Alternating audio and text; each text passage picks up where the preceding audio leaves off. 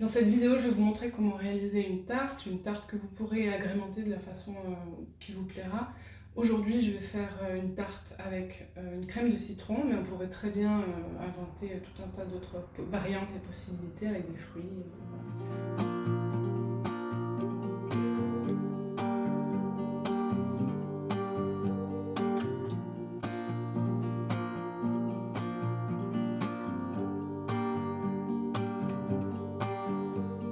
Il va nous falloir un mélange de fruits secs. Aujourd'hui, j'ai choisi des amandes que j'ai fait tremper et que j'ai déshydratées par la suite. Et des noix de pécan, mais on peut aussi faire avec des noisettes, enfin ce qu'on a à la maison, des noix, voilà. Il nous en faut 200 grammes.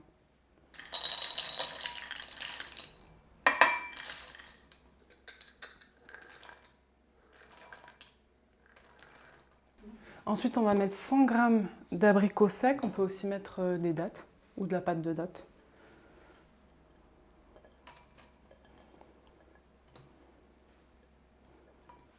On va mettre 50 grammes d'huile de coco.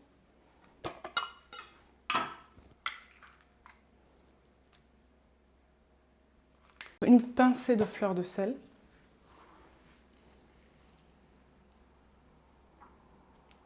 On peut mettre un mélange d'épices. Là, aujourd'hui, j'ai choisi 4 épices, mais vous pouvez choisir un mélange à pain d'épices, par exemple.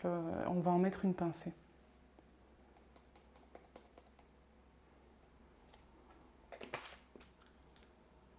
Et je vais rajouter un tout petit peu de vanille.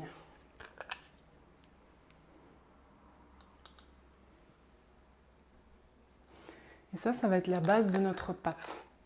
Donc je vais maintenant la passer au mixeur pour avoir une consistance assez souple et à la fois malléable, mais qui reste quand même des morceaux. Donc là, on verse ce mélange qu'on a fait dans un moule à tarte.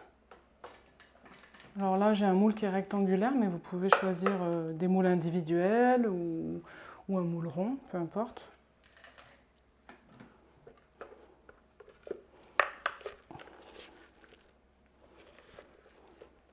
Étaler la pâte à la main ou alors à la marie si vous êtes plus à l'aise.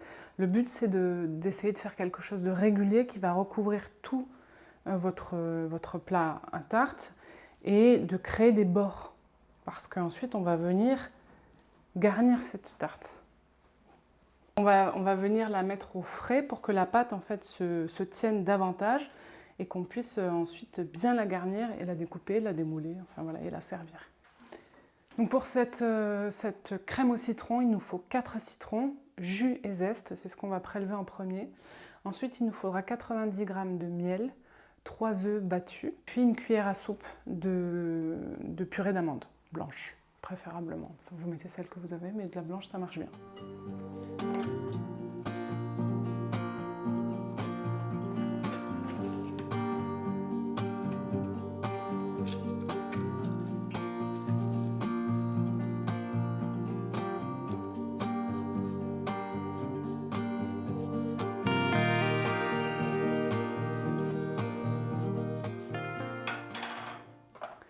Comme je disais tout à l'heure, il faut 90 g de miel.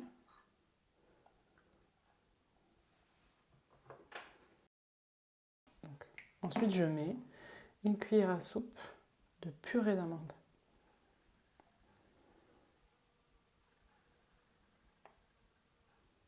Alors maintenant, ce que je vais faire, c'est que je vais battre les œufs pour les faire mousser un petit peu, et puis après, on va passer sur le feu.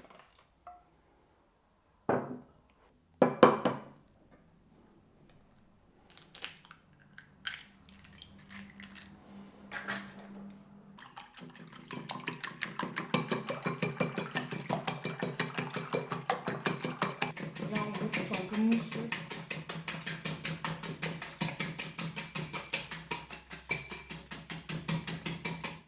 Voilà.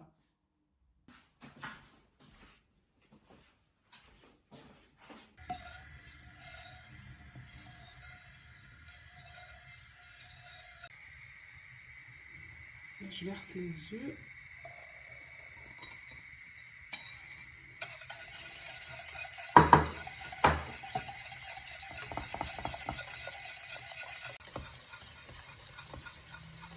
Je vais une pâte là, c'est pas mal.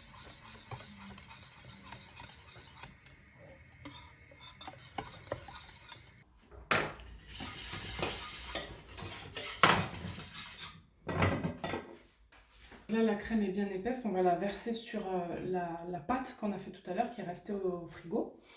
Et une fois qu'on l'aura versée, on la remettra au frigo pour que tout fige et tienne bien.